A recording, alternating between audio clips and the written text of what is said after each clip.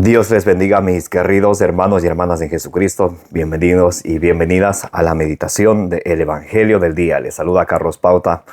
Gracias a cada uno de ustedes por abrir vuestros corazones para que sea allí sembrada la semilla del reino de los cielos, que es la palabra de Dios, la lámpara para nuestros pasos, la luz en el sendero de nuestra vida, de nuestro caminar.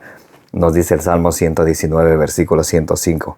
Cuando ustedes y yo nos dejamos guiar de la palabra del Señor, no andamos en tinieblas. La palabra de Dios se hace nuestro refugio porque nos guía. Salmo 119, versículo 114, nos dice que el Señor es nuestro escudo.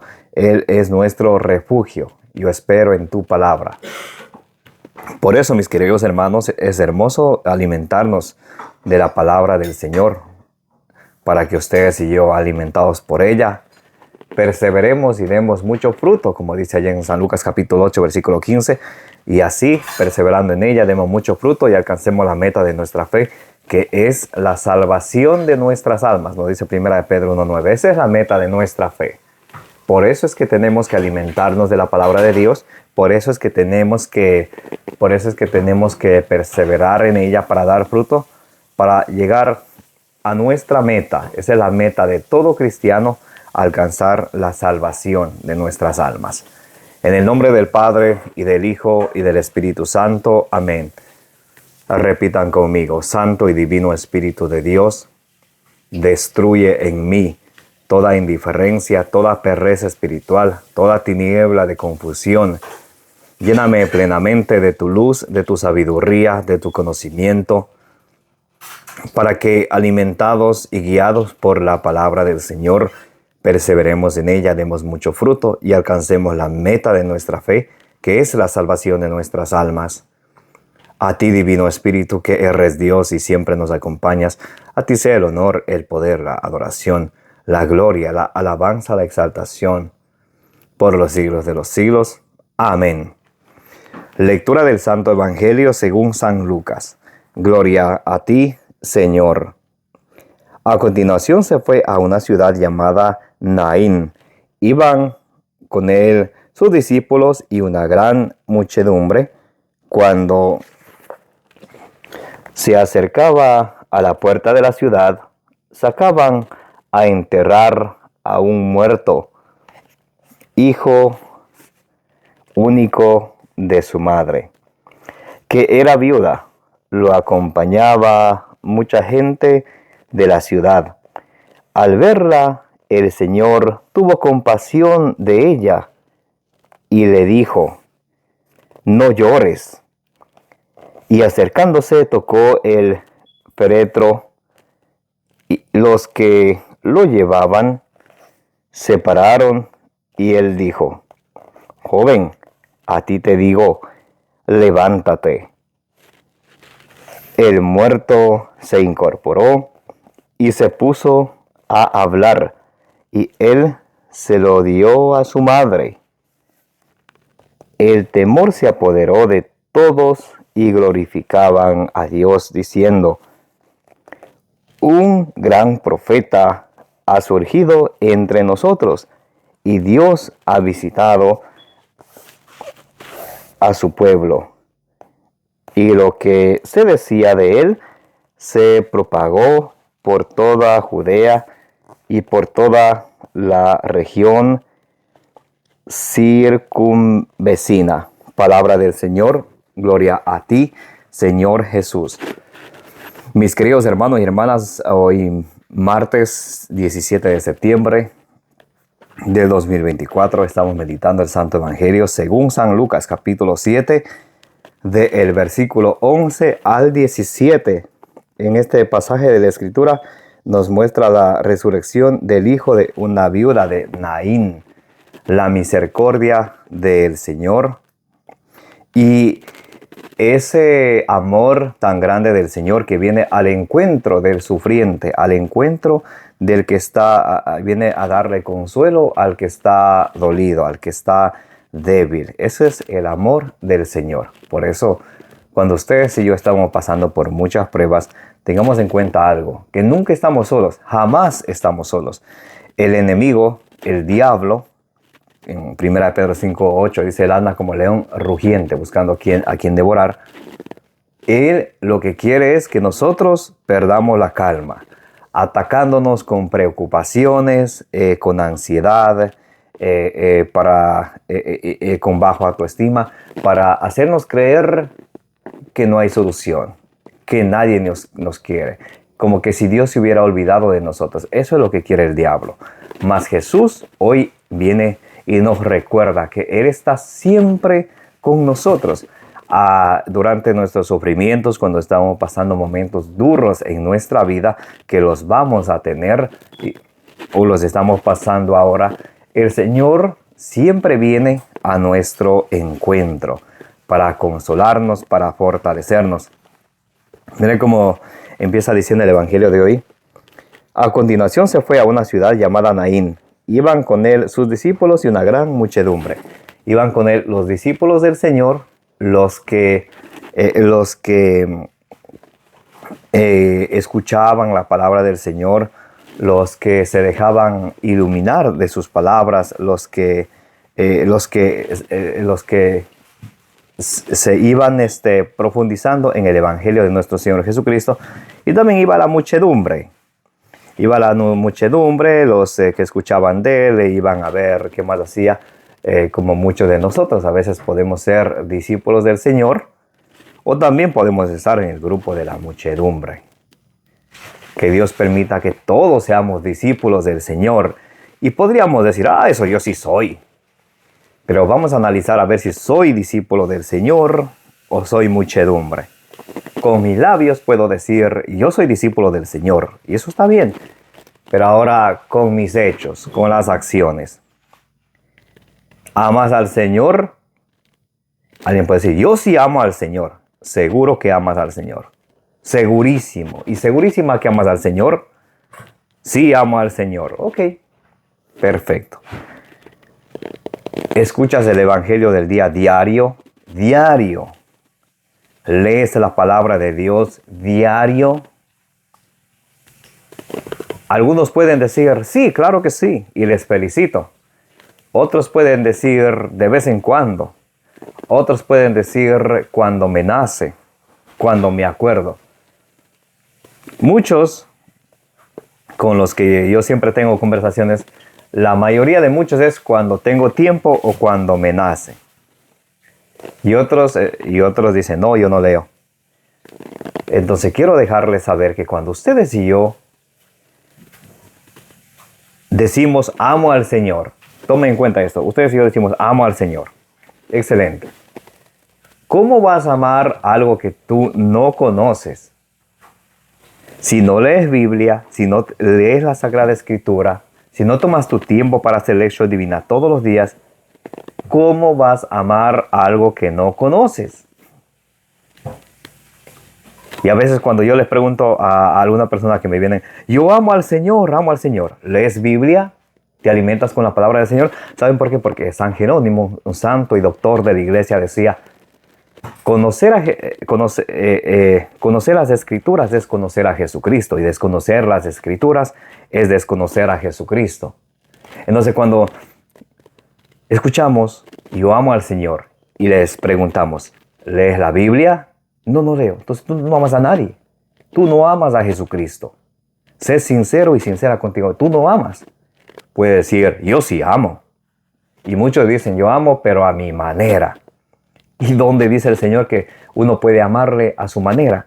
Marcos 12, del 29 al 30, dice que tenemos que amar al Señor con todo nuestro corazón, con toda nuestra imaginación, con toda nuestra inteligencia, con todo nuestro corazón. No dice que le ames, cada quien ame al Señor a su manera.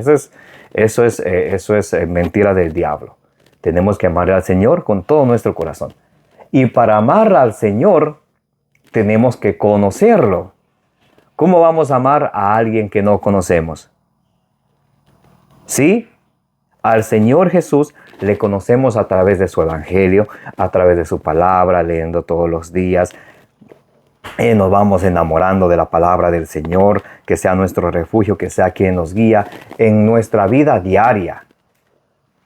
Entonces, cuando hacemos eso, entonces ahí podemos decir, oh, yo sí amo al Señor. El Señor es mi pastor.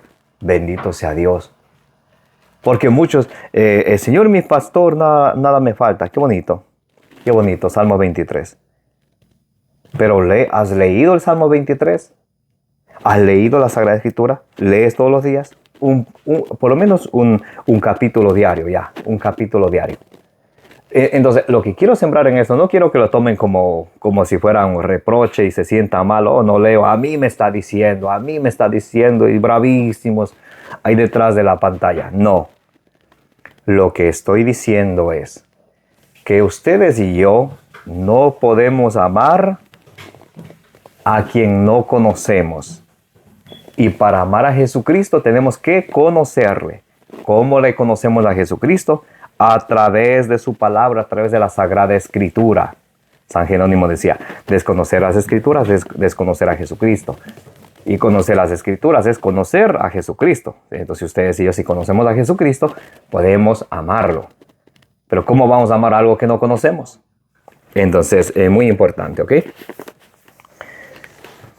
Entonces, sus discípulos son los que conocen al Señor y lo buscan. La muchedumbre es simplemente los espectadores que van. Y Jesús les llegó a decir, ustedes me buscan porque les di de comer pan. ¿Recuerdan allá en Juan 6? Ustedes me buscan porque les di de comer pan. Trabajen por el alimento que no se acaba. Entonces, hay que pedir al Señor que nos ayude a nosotros a ser discípulos auténticos del Señor y no ser parte de la muchedumbre que escucha la palabra del Señor. Podemos ustedes y yo aún ser parte de la muchedumbre. Podemos escuchar la palabra del Señor y hacerle poco caso. Bueno, ya el Evangelio del día con el hermano Carlos Pauta, aunque dice con capítulo y versículo, pero igual no le voy a poner atención. Yo tengo cosas que hacer. Dejar ahí. O podemos nosotros ir cada día buscando del Señor, alimentándonos de su palabra, conociéndole más, y como le conocemos más, entonces podemos amarle más. Ahí sí seríamos discípulos del Señor. O si no, seríamos simplemente muchedumbre, que está ahí por calentar el puesto, digamos así. ¿Ok? Entonces, muy importante eso. O soy discípulo del Señor, o soy muchedumbre. Bien. Cuando se acercaba a la puerta de la ciudad, sacaban a enterrar a un muerto, hijo único de su madre, que era viuda. La acompañaban mucha gente de la ciudad. Imagínense, por aquí puede haber madres que han perdido a sus hijos, o a su único hijo, o a su única hija, y esa era la situación de esta mujer. No solamente había perdido a su único hijo, sino además que había perdido a su hijo y había perdido a su marido. Entonces, perdiendo a su hijo, habiendo perdido, porque dice que era viuda, había perdido a su marido, luego pierde a su hijo y se quedaba sola en la vida. Sola. Imagínense el sufrimiento que ella debió haber estado atravesando. Perdió a su marido, perdió a su hijo, quedó una viuda sola. Entonces, cuando el Señor Jesús mira la aflicción de esta mujer y el sufrimiento por el cual ella está pasando, miren qué grande es el amor del Señor. Al verle, el Señor tuvo compasión de ella y le dijo, no llores. El Señor Jesús, cuando nos ve afligidos, Él tiene compasión y se acerca para consolarnos, para fortalecernos, para aliviarnos, para darnos consuelo, esperanza. Entonces, nunca, jamás se nos ocurra pensar, estoy solo, nadie me quiere. Cuando Jesús dijo, yo estoy con ustedes todos los días hasta el fin del mundo. Entonces, nunca digamos estoy solo. Si ustedes y yo dejamos de decir, estoy solo en la vida, o sea que la palabra que el Señor no tiene poder para cumplir su palabra.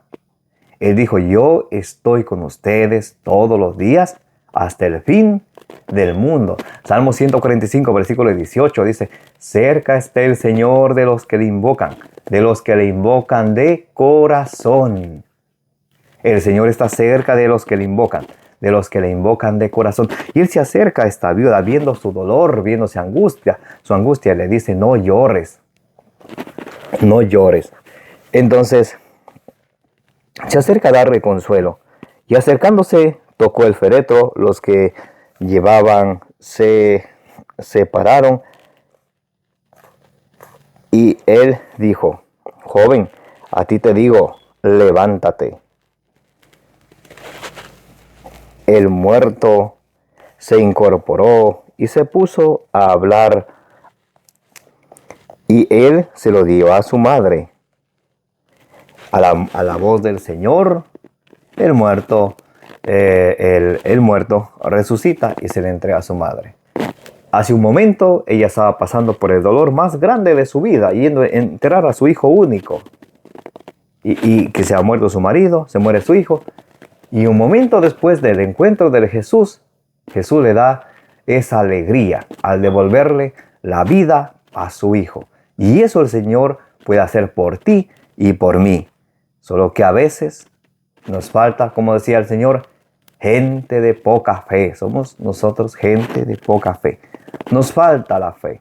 Por eso tenemos que pedir al Señor, como allá aquel hombre en Marcos 9, 23 al 24. Decía: Señor, aumenta mi fe. Creo, pero aumenta mi fe. Eso tenemos que pedir al Señor diariamente. Aumenta mi fe. Porque el Señor puede hacer grandes cosas. Entonces alguien puede decir: pero si el Señor puede hacer grandes cosas, ¿por qué no hace grandes cosas en mi vida? Puede estar pensando así. Mateo 13:58. No hizo allí muchos milagros por su falta de fe. Por su falta de fe.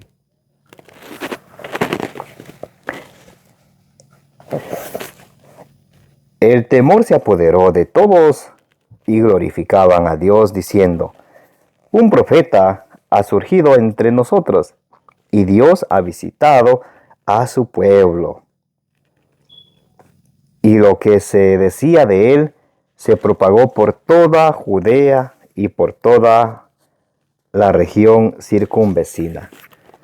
El Señor puede hacer grandes cosas en nuestra vida cuando ustedes y yo le permitimos, cuando ustedes y yo le abrimos nuestro corazón al Señor, porque muchos de nosotros vamos a contar nuestras penas y nuestros dolores a otras personas que luego nos traicionan y se burlan. ¿Y por qué no ir con nuestros sufrimientos y con nuestras angustias al Señor, al Santísimo Sacramento, postrarnos ante Él y entregarle todo a Él? Él, a su tiempo, según como sea su santa voluntad, nos dará, como dice en 1 Juan capítulo 5, versículo 14. Él nos dará todo según su santa voluntad. Hoy vemos como el Señor se acerca amorosamente a consolar a aquella viuda, como también el Señor quiere consolarnos a cada uno de nosotros. Segunda de Corintios capítulo 1, versículo 2. Bendito sea el Dios y Padre de nuestro Señor Jesucristo, Padre misericordioso y Dios de toda consolación. Dios es Padre, ¿qué? Misericordioso. Ustedes y yo tenemos un Padre misericordioso, un Padre amoroso, y ese Dios de toda consolación. No dice de alguna consolación, como si Dios no tuviera poder para consolarnos a nosotros de todas nuestras tribulaciones. De toda consolación. Mire, bendito sea el Dios y Padre de nuestro Señor Jesucristo, Padre misericordioso. ¿Cómo es Dios? Dios es un Padre, ¿qué? Misericordioso.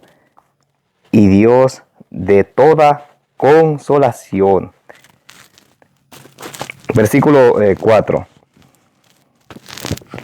Si somos atribulados, lo somos para consuelo y salvación vuestra.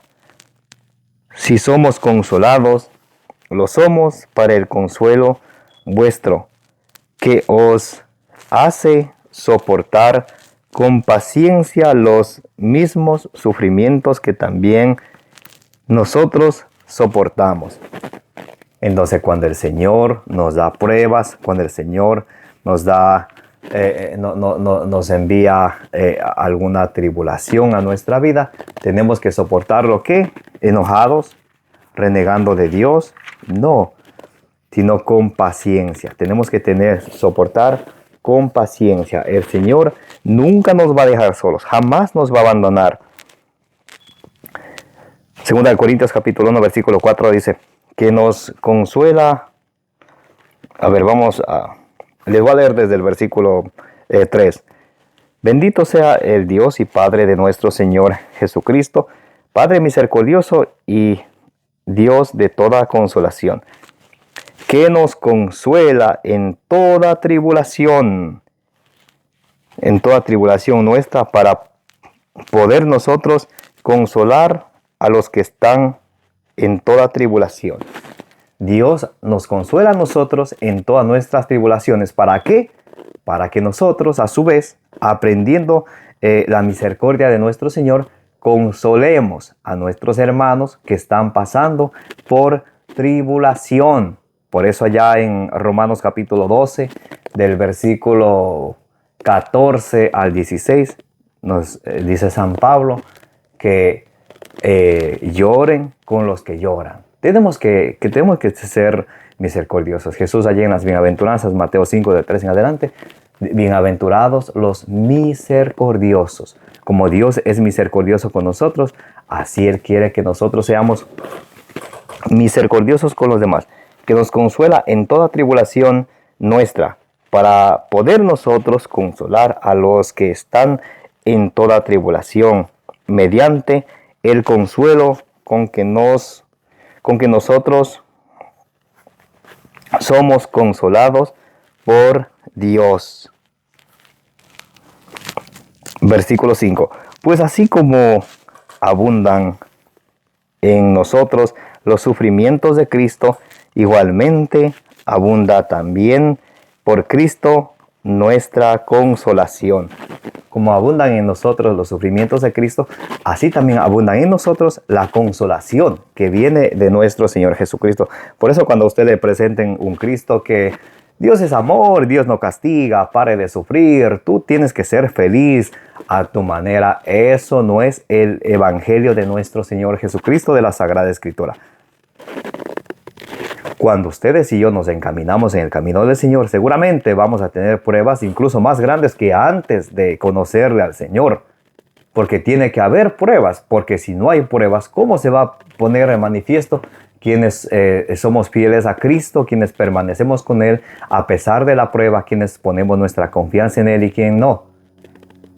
Si no hubiera pruebas, las pruebas tiene que haber, las pruebas debe de haber y las pruebas va a haber siempre. O la prueba nos fortalece y nos acerca más a Jesucristo, o nos debilitamos y volvemos al mundo. San Pablo dice, y lo vamos a leer en la segunda carta a los Corintios, capítulo 12, versículo 10, que en las pruebas ustedes y yo nos fortalecemos, nos hacemos más fuertes. Nos hacemos, ¿quién que no ha pasado por una prueba grande puede decir que es más fuerte? Porque la prueba nos fortalece. La prueba nos da habilidad, nos ayuda a tener más experiencia, conocimiento. San Pablo dice, por eso me complazco en mis flaquezas. Dice San Pablo, por eso me complazco en mis flaquezas, en mis debilidades, en las injurias y en las necesidades, en las persecuciones y en las angustias sufridas por Cristo. Pues cuando soy débil, entonces es cuando soy fuerte. Porque las tribulaciones nos dan fuerza. Las tribulaciones nos ayudan a ustedes y yo a ser fuertes y a confiar en el Señor Jesucristo. Segunda de Corintios 7:4 dice, Tengo franqueza para hablaros, estoy muy orgulloso de vosotros, estoy lleno de consuelo y sobreabundo de gozo en todas nuestras tribulaciones. San Pablo nos dice que cuando ustedes y yo pasamos por tribulaciones, el Señor Jesús nos trae ese consuelo que nosotros necesitamos. ¿De qué manera? Ya vamos a leer un momento. Vamos a leer el versículo 6. Segunda de Corintios, capítulo 7, versículo 6. Pero el Dios que consuela a los abatidos nos consoló con la llegada de Tito. El Señor siempre consuela a los abatidos. El Señor nunca deja desamparados a sus hijos, jamás de la vida. Cuando ustedes y yo decimos, muchos he escuchado que dicen, Dios se ha olvidado de mí.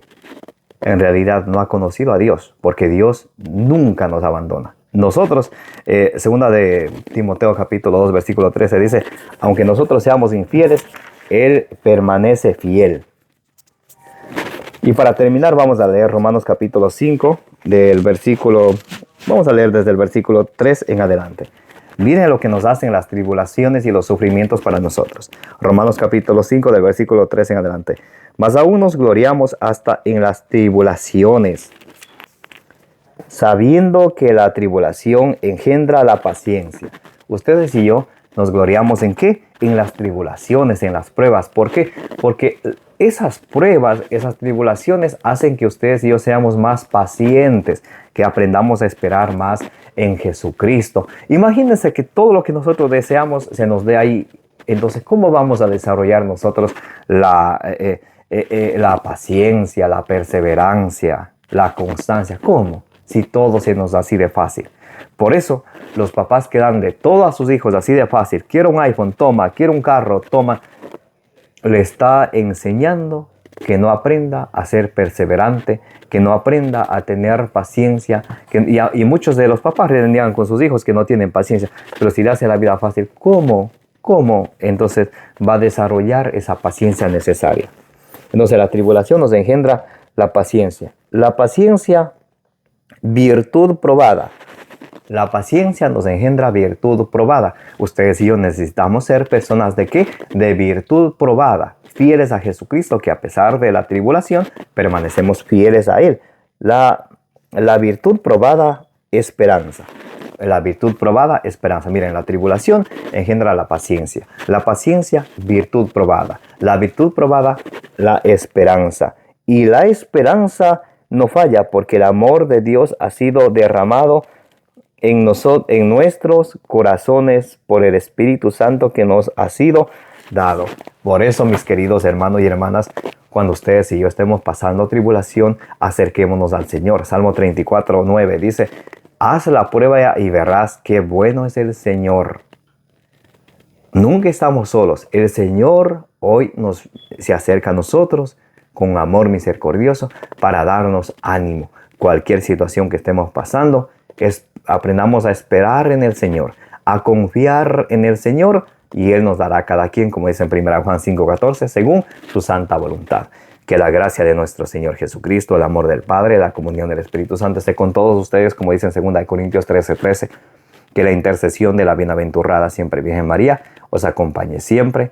Me llamo Carlos Pauta. Gracias a cada uno de ustedes por estar presentes, por tomarse el tiempo de alimentarse de la palabra del Señor, escuchando el Evangelio del día. Denle suscribir, denle compartir. Como dicen Números 6:24, que el Señor les bendiga y les proteja.